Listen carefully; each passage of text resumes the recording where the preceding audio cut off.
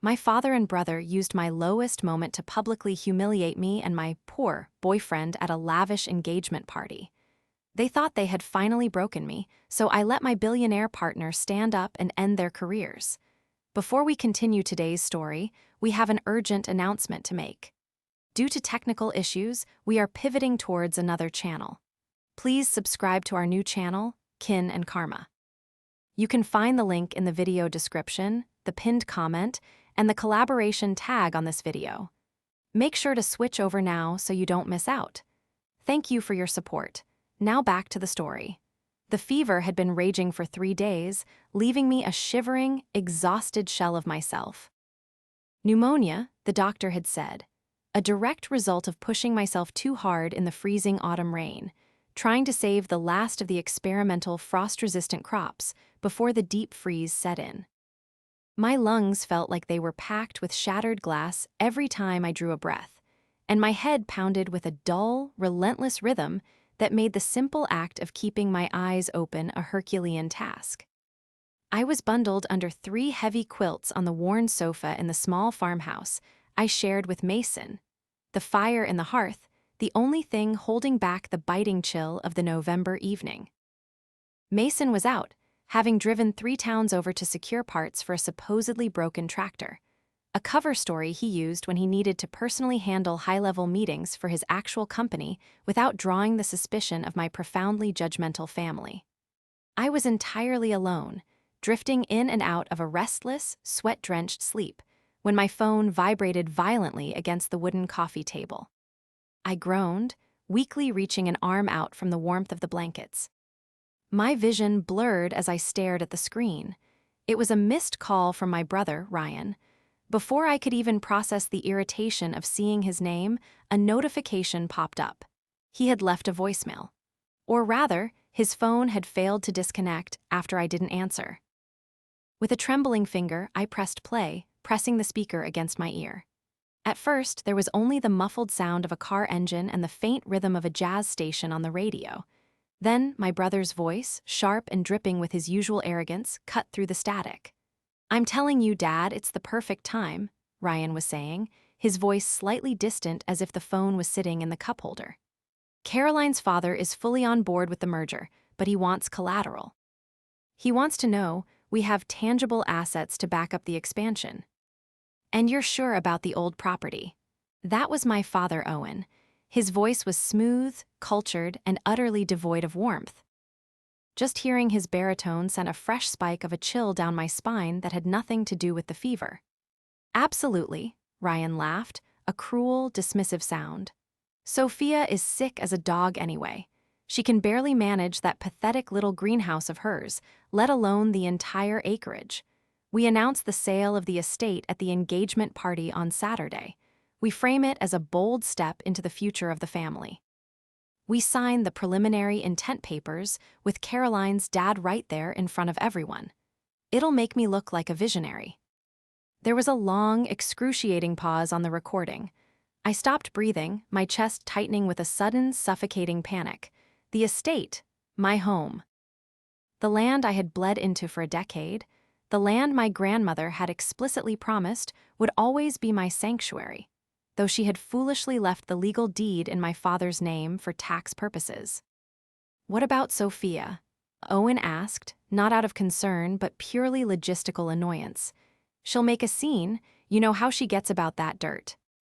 "Let her," Ryan scoffed. "What is she going to do? Hire a lawyer with the pennies she makes selling artisan tomatoes. We evict her next month. She can go live in a trailer with Mason. It's where that dirt farming loser belongs anyway. It's time she faced reality, Dad. She's an embarrassment. We need this capital to secure the partnership with Caroline's family, and I'm not letting Sophia's pathetic farm fantasies ruin my future." "Agreed," Owen said, his tone final and cold. "The engagement party it is. We cut the dead weight." The recording beeped and went silent. I lay there, the phone slipping from my damp fingers to fall onto the rug. The silence in the small house was suddenly deafening. My own family. My father, who I had spent my entire life trying to please, and my brother, whose debts I had helped pay when we were younger, were casually plotting to render me homeless and strip away my life's work in front of 70 guests just to impress a wealthy investor. The physical agony in my chest was suddenly eclipsed by a profound, agonizing shattering of my heart. The room spun, and a hot, bitter tear tracked down my feverish cheek. The betrayal was worse than the diagnosis itself. The morning sunlight was pale and indifferent as it filtered through the frosted window panes, casting long, sharp shadows across the hardwood floor. I was still on the sofa, wrapped in the quilts, staring blankly at the dead ashes in the fireplace. The voicemail played on a loop in my mind, a toxic mantra that poisoned every thought. My fever had broken slightly in the night, leaving me weak and hollowed out, but my mind was racing with a terrifying, icy clarity. When Mason walked through the door just after dawn, smelling of cold air and expensive hotel soap, a lingering trace of his secret corporate life, he took one look at my face and dropped his travel bag. He rushed over, his large, warm hands gently framing my face. "Soph, what's wrong?" "You look worse than yesterday," he said, his dark eyes filled with genuine panic. Mason, the man my family thought was a simple farmhand struggling to make ends meet, was the most grounded, fiercely protective person I had ever known. "They're taking the farm, Mason," I whispered, my voice cracking, barely audible. I explained the voicemail, every cruel word, every dismissive laugh. I watched the transformation in his eyes. The soft, worried gaze of my partner hardened into something sharp and dangerous. The CEO of a billion-dollar agricultural empire, a man who ruthlessly negotiated with international conglomerates, briefly flashed beneath his flannel shirt. "We can buy it," he said immediately, his voice low and firm. "I'll make an anonymous offer through one of the holding companies today. Double whatever Caroline's father is offering. We won't let them take your home." "No," I said, grabbing his wrist. "If you buy it anonymously, they still win. They get the money, they get the status, and they think they crushed me." I took a shaky breath, the anger finally burning through the fog of illness. "I want them to try it. I want them to try and do it in front of everyone." Before Mason could reply, the crunch of tires on the gravel driveway shattered the quiet. We both looked out the window to see a gleaming, silver Mercedes SUV pulling up to the edge of the dirt path, deliberately parked far enough away to avoid the mud. "Speak of the devil," Mason muttered, his jaw clenching. "It was my father, Owen." Mason helped me sit up, wrapping an extra blanket around my shoulders, before stepping back to lean against the kitchen counter, adopting his best, simple laborer posture. The door opened without a knock. Owen stepped inside, bringing a gust of freezing air and the suffocating scent of expensive cologne with him. He looked around the cozy, rustic room with barely concealed disgust, his eyes lingering on the muddy boots by the door and the worn fabric of the sofa. "Sophia," Owen said smoothly, not moving an inch closer to me. He was dressed impeccably in a tailored charcoal overcoat and a silk scarf, looking wildly out of place in our farmhouse. "You look terrible. Have you seen a real doctor, or are you just drinking herbal tea and hoping for the best?" "I have pneumonia, Dad," I said, keeping my voice utterly flat. "I'm on antibiotics." "Right, well," he sighed, checking his gold Rolex. "I don't have long. I came to ensure you are well enough for Saturday. Ryan's engagement party is the most important night of his life, and by extension, this family's future. Caroline's family will be there, including her father, who is a very prominent man. I expect you to be there, and I expect you to look presentable." His eyes slid past me to where Mason was standing quietly by the counter. Owen's lip curled in a familiar, condescending sneer. "And you," Owen said, addressing Mason as if he were a particularly slow child.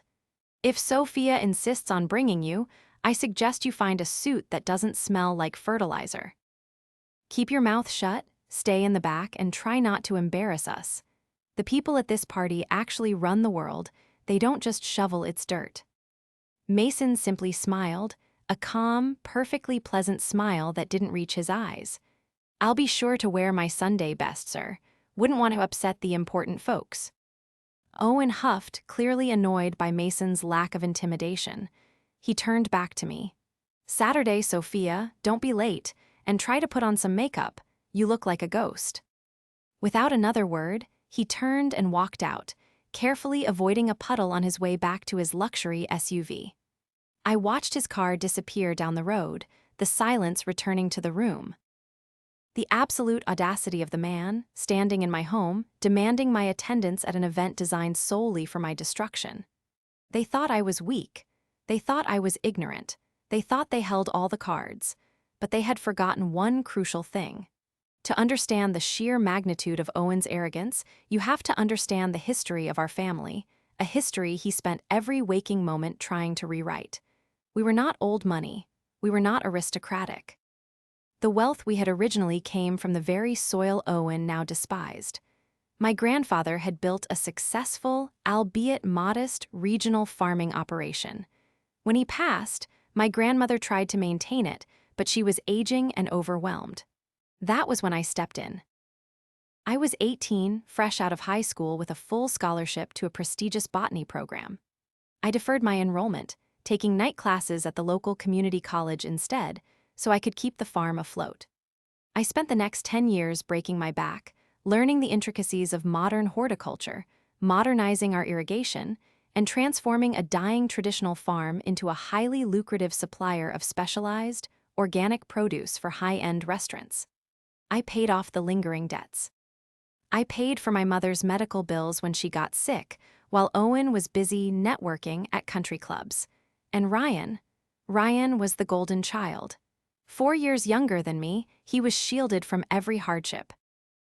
While I was up at 4:00 a.m. checking greenhouse temperatures, Ryan was being handed keys to a new sports car and a fully funded ride through a private university. Owen idolized Ryan because Ryan wanted to be exactly like Owen, a man who produced nothing, created nothing, but moved money around and demanded respect for it. Owen was the primary antagonist in the story of my life, a man entirely constructed of smoke and mirrors. He was a wealth manager and real estate developer whose primary skill was losing money gracefully. He relied on the illusion of success to attract clients, maintaining country club memberships and leasing luxury cars while quietly drowning in leverage. His tailored suits were armor against the reality of his own mediocrity. He looked polished, yes, but it was a disingenuous sheen. He constantly spoke in vague, grandiose terms about synergy and acquisitions, masking the fact that he hadn't closed a successful, independent deal in 5 years. His latest obsession, and his supposed salvation, was Caroline's father. Caroline was Ryan's fiancée, a perfectly nice woman, but to Owen and Ryan, she was merely a key. Her father ran one of the largest agricultural logistics and distribution networks in the Midwest. Owen's grand plan was to force a partnership by offering the family land, my land, as a cornerstone asset for a new regional distribution hub. It was a desperate play by a desperate man trying to secure his position in a wealthy circle he didn't truly belong to. For years, Owen had made a sport of belittling me. He hated the farm because it reminded him of his own working-class roots. He hated my profession because he viewed physical labor as a moral failing. He would invite me to his sterile, modern townhouse for dinner just to make pointed comments about the dirt under my fingernails or to loudly question why a woman of my intelligence was wasting her potential playing in the mud. When Mason came into the picture 3 years ago, Owen's cruelty found a new target. I had met Mason at an agricultural tech convention, a convention he was keynote speaking at, though I didn't know it at the time. When we started dating, Mason, who cherished his privacy and despised the sycophants his wealth attracted, suggested we keep his corporate identity quiet for a while. We presented him to my family simply as a man who worked in farming. Owen immediately labeled him a poor dirt farmer and treated him with a level of disrespect that was breathtaking to witness. And now, this. The engagement party wasn't just a celebration of Ryan and Caroline, it was an execution block. They were going to use the gathering of 70 influential guests, including Caroline's father, to publicly announce the liquidation of my life's work, knowing I would be too humiliated, or perhaps too sick, to fight back in front of a crowd. They were relying on my silence, my adherence to polite family norms to smooth over their theft. As Saturday approached, my fever finally broke, replaced by a cold, burning energy. I didn't just feel better, I felt dangerous. I spent the next 2 days not resting, but preparing. I made phone calls. I dug through old files. And I spoke extensively with Mason, who, behind his warm smile and flannel shirts, was meticulously aligning the crosshairs of his own corporate artillery. The transition had happened. I was no longer the passive, dutiful daughter taking the abuse to keep the peace. I was a woman defending her home, and I was walking into the lion's den with a trap they could not possibly comprehend. The realization that my own father and brother were actively plotting my ruin acted as a strange sort of medicine. The lingering fatigue of my pneumonia was pushed aside by a surge of pure, unadulterated adrenaline. I was not going to simply roll over and allow them to pave my grandmother's legacy into a concrete loading dock. I needed leverage, and I needed to understand exactly how Owen planned to pull this off legally, considering the intricacies of my grandmother's estate. On Wednesday morning, the frost was thick on the greenhouse panes as I sat at the kitchen table, nursing a cup of black tea. I had pulled out every dusty cardboard box of financial records I possessed. Mason sat across from me, his laptop open. He was supposed to be fixing the old combine harvester, but instead, his fingers were flying across his keyboard with the practiced speed of a man used to commanding a vast corporate network. "Okay, let's look at the deed first," I said, my voice still slightly raspy but steady. I pulled a thick, yellowed envelope from the bottom of the oldest box. Grandma left the deed in Owen's name to avoid a massive inheritance tax hit because she trusted him to keep it in the family. But she was meticulous. She wouldn't have just handed him the keys to the kingdom without a safeguard. I carefully unfolded the heavy parchment. I read through the dense legal jargon, my finger tracing the lines, until I hit a section buried deep on the 3rd page. My breath caught in my throat. I read it again, and then a 3rd time, just to be absolutely certain my tired eyes were not deceiving me. "Mason," I whispered, sliding the document across the scratched wooden table. "Look at this clause, right here." Mason leaned in, his dark eyes scanning the text. A slow, deeply satisfied smile spread across his face. "An agricultural preservation easement," he read aloud, his voice rich with quiet triumph. "It clearly states that as long as the property is actively and profitably cultivated for agricultural purposes, the deed holder cannot unilaterally alter the zoning, sell to a commercial developer, or liquidate the asset without the express, notarized consent of the designated primary agricultural operator." He looked up at me. "And you are the designated operator." "He can't sell it," I breathed, feeling a massive weight lift from my chest. "He literally cannot legally promise this land to Caroline's father for a distribution hub without my signature. The intent papers he wants to sign at the party are entirely fraudulent." "Exactly," Mason said, leaning back in his chair. "But it gets better, Sophia. I had let's call them friends in finance, do a quiet sweep of your father's public records and credit history this morning. Owen isn't just making a power play. He is drowning." Mason turned his laptop to face me. The screen was filled with spreadsheets and highlighted figures that made my stomach churn.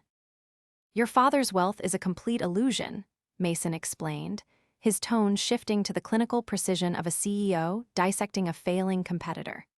"He has taken out 3 separate, highly predatory loans against his townhouse in the city. His luxury cars are all leased, and he is 3 months behind on the payments for 2 of them. His wealth management firm hasn't onboarded a new client in over 4 years. He is burning through cash just to maintain the appearance of being rich." I stared at the numbers, the reality of my father's pathetic, hollow life washing over me. "So, this partnership with Caroline's father is a lifeline," Mason finished for me. "He desperately needs the massive influx of cash and the perceived credibility of a merger with Caroline's family to keep his own creditors at bay. He is selling them a ghost. If Caroline's father looks closely at Owen's books, he'll see a black hole of debt. Owen is using Ryan's marriage as a financial bailout." The trap was set. Owen was walking onto a stage made of rotten wood, and he had no idea I was the one holding the match. The opportunity to test the waters came sooner than I expected. On Thursday afternoon, my phone rang.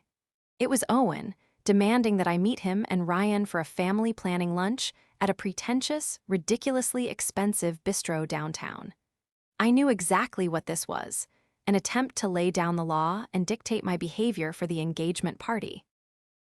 I arrived at the restaurant wearing a simple, clean sweater and jeans, standing in stark contrast to the sea of tailored suits and designer dresses around me. I spotted them in a corner booth. Owen was wearing a pristine navy suit, adjusting his silk tie, while Ryan sat beside him, animatedly checking his expensive watch. I slid into the booth opposite them. Neither of them offered a greeting or asked how I was feeling. "Good, you're here," Owen said, not bothering to look up from his menu. "I took the liberty of ordering you a salad. You need to fit into whatever dress you're wearing on Saturday. Now, let's get straight to the point."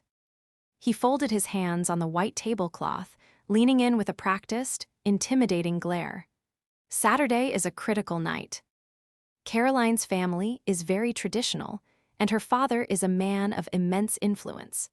I will not have you wandering around looking like a stray dog, and I certainly will not have you talking about your little gardening projects."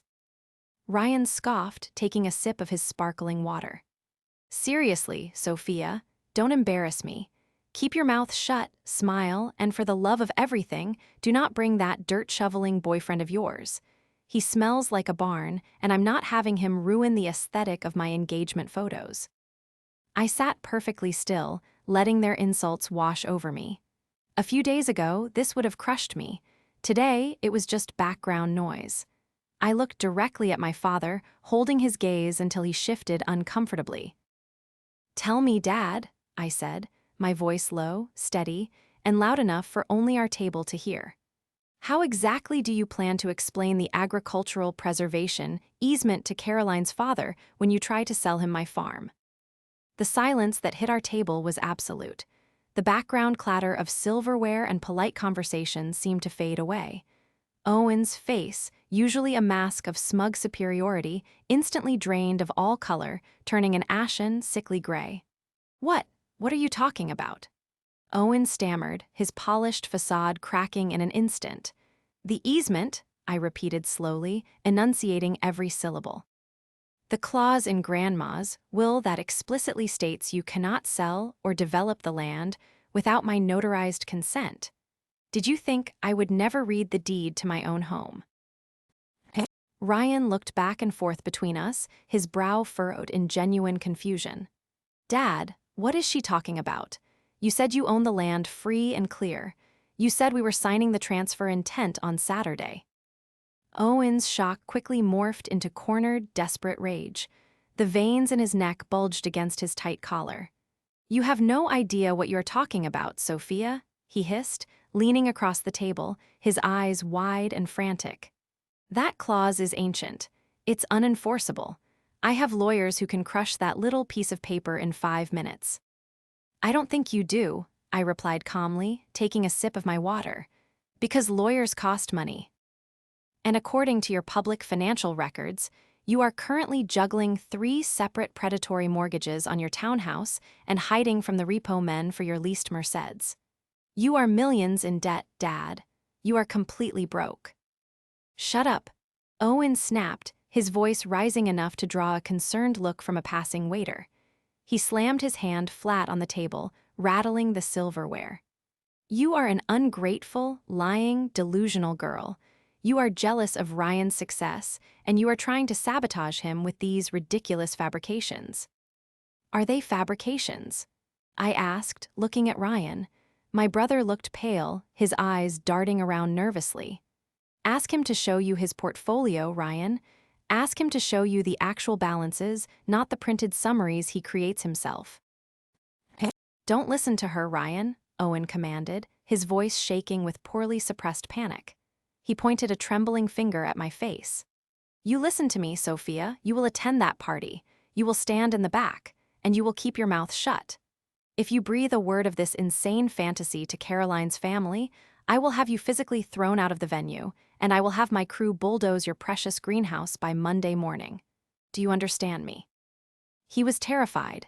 His threats were sloppy, loud, and entirely empty, but he was too arrogant to realize I could see right through him. I didn't answer him. I simply stood up from the booth, dropped a $20 bill on the table to cover my uneaten salad, and walked out of the restaurant, leaving them to marinate in their own panic. My father was not a man who took a threat to his ego lightly. By Friday morning, less than 24 hours before the party, he made his desperate countermove to regain control. I was in the far greenhouse, carefully cataloging the survival rate of the frost-resistant seedlings, when I heard the heavy rumble of diesel engines.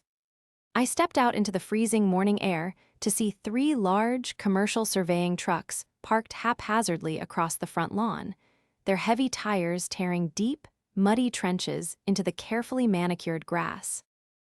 A team of men in neon vests was already unloading tripods and laser measuring equipment, loudly calling out coordinates. It was a blatant, aggressive intimidation tactic.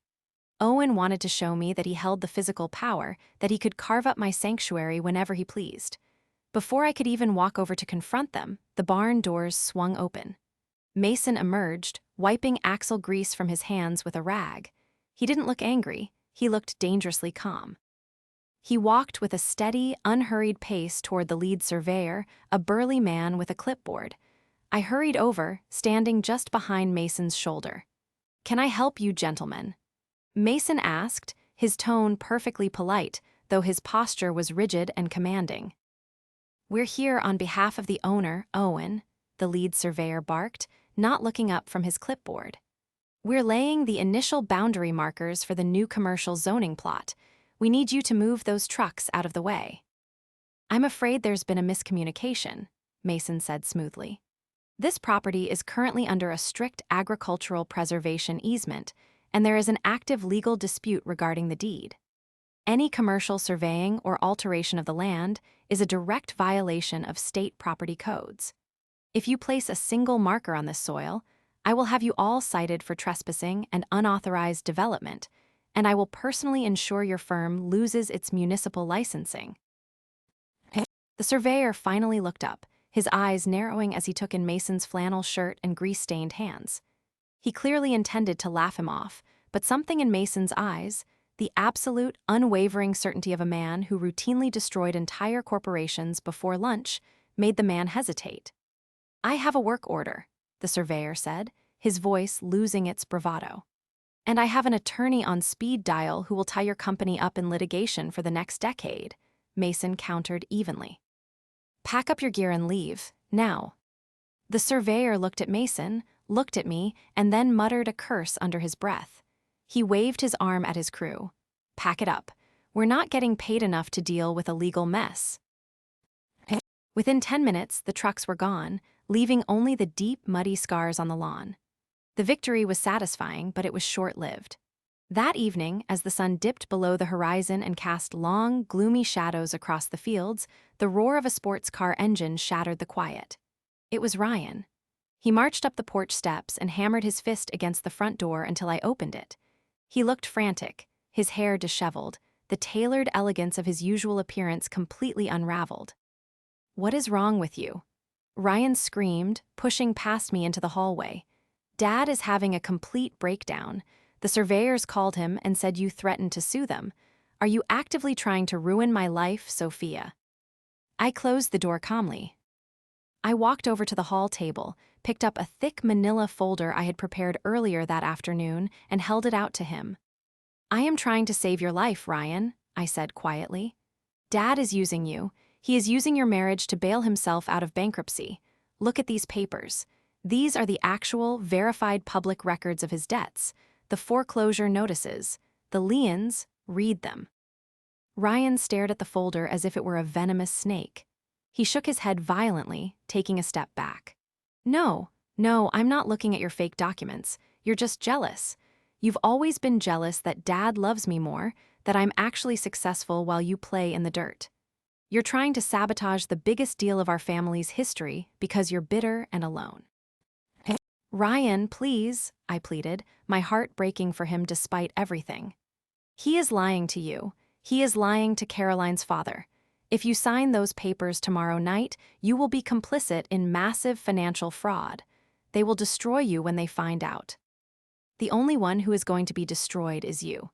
Ryan shouted, his face red with a desperate, terrified anger. He slapped the folder out of my hand, sending the papers scattering across the hardwood floor. "Tomorrow night is going to be perfect. Dad is going to announce the deal, we are going to secure our future, and you are going to sit in the corner and watch us win. And after tomorrow, you are dead to me."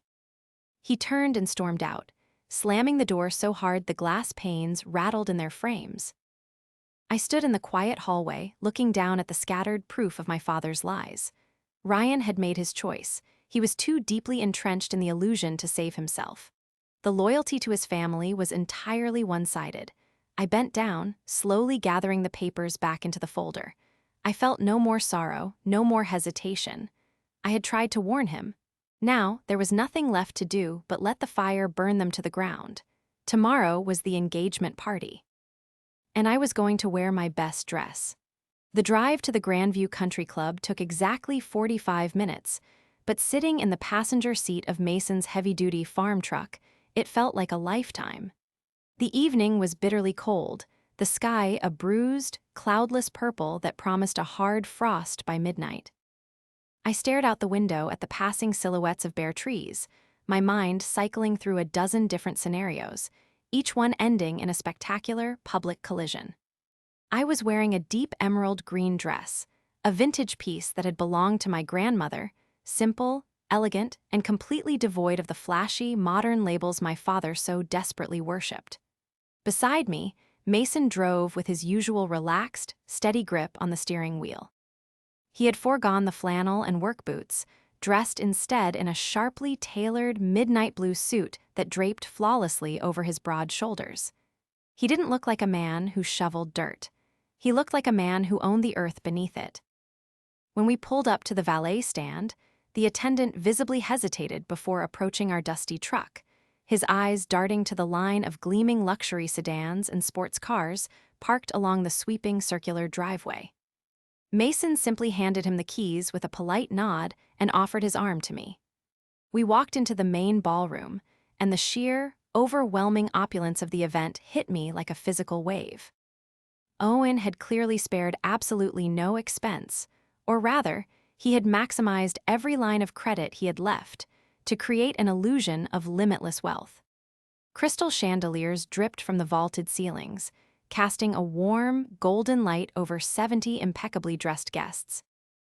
Waiters in crisp white tuxedos glided across the polished marble floors, balancing silver trays of champagne and intricately crafted hors d'oeuvres. At the far end of the room, an elaborate ice sculpture of a swan melted slowly beside a towering display of imported orchids. It was a masterpiece of financial deception. We found our seating assignments on a gilded board near the entrance. Predictably, we were placed at table 12, the absolute furthest table from the head family table, tucked neatly into a shadowy corner near the swinging doors of the kitchen. It was an intentional slight, a geographic representation of my standing in the family. I didn't care. It gave us a perfect, unobstructed view of the entire room. I watched as my father worked the crowd. Owen was in his element, a glass of amber liquid in his hand, laughing loudly, clapping men on the shoulder, and radiating a toxic, manufactured charm. He spent the majority of his time hovering near Arthur Pendleton. Arthur was a massive, imposing man with a thick shock of white hair and the shrewd, unforgiving eyes of a man who had built a logistical empire from the ground up. He looked slightly bored, indulging my father's frantic networking with polite, non-committal nods. Ryan and Caroline were seated at the center of the head table. Caroline looked beautiful and genuinely happy, oblivious to the fact that her future father-in-law was planning to use her marriage as a human shield against bankruptcy. Ryan, however, looked pale and rigid. He kept shooting nervous, terrified glances in my direction, his hands trembling slightly every time he raised his water glass. He knew the axe was suspended directly above his head. He just didn't know when it would fall. Dinner was a drawn-out, excruciatingly tense affair. I pushed the expensive, expertly seared filet mignon around my plate, the rich aroma suddenly turning my stomach. The string quartet in the corner played a subdued classical piece that did nothing to mask the underlying hum of pretentious conversation. I felt the weight of a dozen judgmental stares from my extended family members, aunts and uncles who had bought into Owen's narrative that I was the eccentric failure of a daughter. I kept my posture perfectly straight, my expression neutral, drawing strength from the warm, solid presence of Mason sitting beside me. As the plates were cleared and the waiters began pouring coffee and a fresh round of champagne, the ambient noise in the ballroom began to settle. The moment had arrived. At the head table, Owen stood up.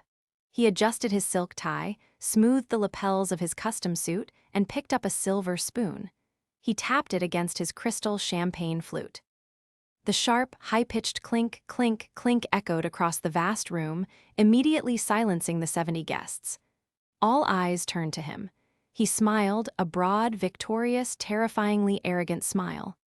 "Family, friends, esteemed guests," Owen began, his deep baritone voice carrying effortlessly over the crowd. He possessed a natural theatricality, a polished cadence that made people lean in and listen. "We are gathered here tonight in this magnificent venue, not just to celebrate the union of two wonderful young people, but to celebrate the joining of two great families. Two legacies of ambition, of drive, and of unparalleled success." He gestured expansively toward Arthur Pendleton, who offered a brief, restrained nod in return. "I have always believed that a man is measured by the legacy he leaves behind, and by the children he raises to carry that legacy forward into the modern age," Owen continued, his voice swelling with manufactured emotion. He turned his gaze down to Ryan, placing a heavy, affectionate hand on his son's shoulder. "Ryan, my boy, you have exceeded every expectation I ever placed upon you. You are a titan in the making. You understand the value of a dollar, the art of the deal, and the importance of expanding our family's footprint. To our successful son, our pride and joy." The room erupted into polite applause. Glasses were raised. Ryan managed a tight, uncomfortable smile, his eyes darting frantically to me again. Owen waited for the applause to die down completely. He took a sip of his champagne, his eyes scanning the room until they found me, sitting in the shadows at table 12. The warm, fatherly facade instantly vanished, replaced by a cold, calculating cruelty. This was the moment he had orchestrated. This was the public execution. He smirked at me, his voice dropping slightly, laced with a venomous pity designed to humiliate. "And you," he said, the microphone amplifying the sheer condescension in his tone. "Still in love with that poor farmer, still playing in the dirt while the rest of us build the future." A collective, sharp intake of breath echoed through the ballroom. The polite smiles on the faces of the guests froze. A few people shifted uncomfortably in their chairs, looking down at their laps, mortified by the blatant, unprovoked cruelty of the patriarch. The silence that followed was suffocating, thick with second-hand embarrassment and shock. I didn't flinch. I didn't cry. I didn't lower my eyes. I kept eating my small slice of chocolate dessert, entirely silent, chewing slowly and deliberately, holding his gaze across the sea of tables. The absolute stillness of my reaction seemed to unnerve him for a fraction of a second, a flicker of doubt crossing his polished features. Before Owen could open his mouth to deliver whatever final, crushing blow he had prepared, the heavy scrape of a chair moving against the marble floor shattered the silence. Beside me, Mason stood up. He didn't rush.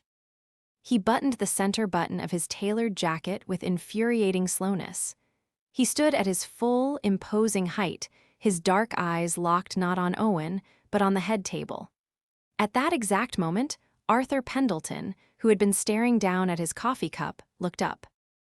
He squinted across the dimly lit room, his brow furrowing in confusion. He adjusted his glasses, leaning forward over the table, his eyes widening in sudden, absolute shock. Arthur pushed his chair back with a loud screech, practically scrambling to his feet. He pointed a trembling, manicured finger directly at my table, his voice booming across the silent ballroom, completely bypassing Owen. "Wait," Arthur blurted out, his voice cracking with a mixture of disbelief and deep, professional reverence. "That's you, Mason Caldwell, the CEO of Horizon Agricultural Holdings. Then the whole room went dead quiet. It was a silence so profound, so absolute, that I could hear the faint hum of the refrigeration units in the kitchen behind us. The air was entirely sucked out of the room. Owen froze, his champagne flute hovering inches from his mouth. The smug, victorious smirk literally slid off his face, replaced by a mask of slack-jawed, uncomprehending horror. He looked from Arthur to Mason, his brain desperately trying to process a reality that completely contradicted his entire worldview. "Arthur, what are you talking about?" Owen stammered, his polished baritone suddenly weak and reedy. "This is Mason. He's a farmhand. He drives a tractor." Arthur didn't even look at Owen. He was staring at Mason as if he had just seen a ghost. "A farmhand? Owen, you absolute fool," Arthur scoffed, his voice ringing with disgust.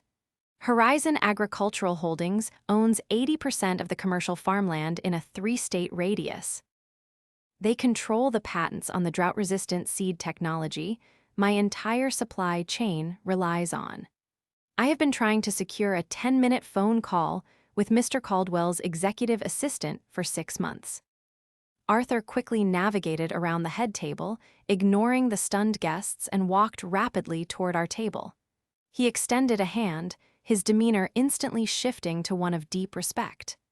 "Mr. Caldwell, I had no idea you were connected to this family. It is an absolute honor." Mason shook Arthur's hand firmly, his expression polite but guarded. "A pleasure, Arthur, though I wish the circumstances of our introduction were a bit more professional." "I don't understand," Owen whispered, his voice trembling as the sheer magnitude of his error began to crush him. He gripped the edge of the table, looking physically ill. "Sophia, you said he was poor, you said." "I never said he was poor, Dad," I spoke up, my voice clear and calm, carrying across the silent room. I stood up, placing my napkin on the table. "I said he worked in agriculture. You made the assumption that working with the earth was beneath you. You made the assumption that because he didn't flaunt his wealth like a cheap parlor trick, he must not have any."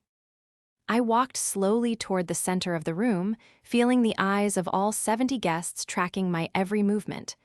I stopped a few feet from the head table, looking directly at my father. He looked small. He looked terrified. "But since we are airing out the family's financial realities in public, Dad, I think it's only fair we discuss yours," I said, my voice steady, betraying no emotion. I turned my gaze to Arthur Pendleton. "Mr. Pendleton, my father invited you here tonight to announce a joint venture. He intends to offer you a massive plot of prime agricultural land to serve as collateral for a new distribution hub, correct?" Arthur, still standing near our table, nodded slowly, his eyes narrowing with sudden suspicion. "Yes, that was the preliminary agreement we were meant to sign this evening. It was the cornerstone of the merger." "He doesn't own it," I stated clearly. The whispers erupted immediately, a frantic, hissing chorus sweeping through the tables. "Sophia, shut your mouth." Owen hissed, lunging forward, his face flushed a dark, dangerous red. "Don't you dare ruin this." "The land is protected by an ironclad agricultural preservation easement," I continued, raising my voice slightly to cut through the noise, never breaking eye contact with Arthur. "It cannot be zoned for commercial development, and it cannot be sold without my explicitly notarized, legal consent as the designated operator. Consent that I have not and will never give. The intent papers he planned to have you sign tonight are entirely fraudulent." Arthur Pendleton's face darkened into a mask of pure, unadulterated fury. He turned slowly to look at Owen. "Is this true, Owen? Were you attempting to drag my company into a fraudulent land transfer?" "Arthur, please, let me explain. It's just a minor legal hurdle. I have lawyers," Owen pleaded, his hands shaking, sweat beading on his forehead. "Don't bother." Mason's voice cut through the room like a steel blade. He walked up to stand beside me. "Because even if you could break the easement, Owen, you have nothing left. Arthur, my firm ran a standard, quiet diligence check on Owen's public financials earlier this week. He is carrying 3 predatory, high-interest mortgages on his townhouse. His vehicles are leased and in arrears. He has less than $10,000 in liquid capital. He was using this fraudulent land deal and his son's marriage as a desperate attempt to secure a cash injection from your family to avoid imminent bankruptcy. The silence returned, but this time it was heavy, suffocating, and final. The illusion was shattered. The smoke had cleared and the mirrors were broken. 70 guests sat in stunned silence, bearing witness to the absolute, undeniable destruction of a man who had built his entire life on lies. The fallout was immediate, brutal, and remarkably swift. Arthur Pendleton did not shout. He did not make a scene. He simply walked back to the head table, placed a hand on his daughter's shoulder, and said quietly, "Caroline, we are leaving. Now." Caroline, looking utterly bewildered and heartbroken, stood up. Ryan reached out to grab her hand, his eyes wide with panic. "Caroline, please. I didn't know the extent of it, I swear." "Don't touch her," Arthur snapped, his voice vibrating with a quiet, lethal rage. He looked down at Ryan with utter disgust. "If you ever approach my daughter again, or if your father attempts to contact my offices, I will have my legal team bury your entire family in so much litigation you won't be able to afford the dirt you were trying to steal." With that, Arthur escorted a weeping Caroline out of the ballroom. Within minutes, the rest of the guests began to stand up, quietly gathering their coats and slipping out the doors, unable to look my father in the eye. It was a mass exodus of the social elite he had so desperately tried to court. Owen collapsed into his chair, burying his face in his hands, a broken, hyperventilating shell of a man. The grand, opulent ballroom meant to be his crowning achievement was now a hollow, echoing monument to his ruin. Mason and I didn't stay to watch him cry. We walked out the front doors, the freezing night air hitting my face, feeling cleaner and lighter than it had in years. We got into the truck, and as we drove away from the country club, I let out a long, shuddering breath. The war was over. Over the next 4 weeks, the consequences of that night unfolded with the ruthless efficiency of falling dominoes. Without the Pendleton merger to placate his creditors, Owen's financial house of cards collapsed entirely. The banks moved in with staggering speed. His luxury townhouse in the city was foreclosed upon. The leased Mercedes SUVs were repossessed from his driveway in the middle of the day. The State Bar Association and financial regulatory boards opened investigations into his attempt to facilitate a fraudulent land transfer, effectively destroying whatever remained of his professional reputation. He was forced to move into a cheap, one-bedroom apartment on the outskirts of the city, facing mountains of legal debt and total social exile. I didn't gloat. I didn't call him. I simply returned to my farm, to my greenhouses, and to the quiet, hard work that actually meant something. It was late on a Tuesday afternoon, the winter sun casting a weak, golden glow over the frozen fields, when a battered sedan pulled into the driveway. I was on the porch, wrapped in a heavy sweater, drinking coffee. I watched as Ryan stepped out of the car. He looked exhausted.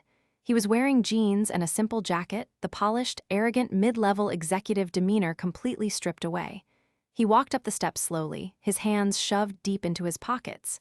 He stopped a few feet away, unable to meet my eyes.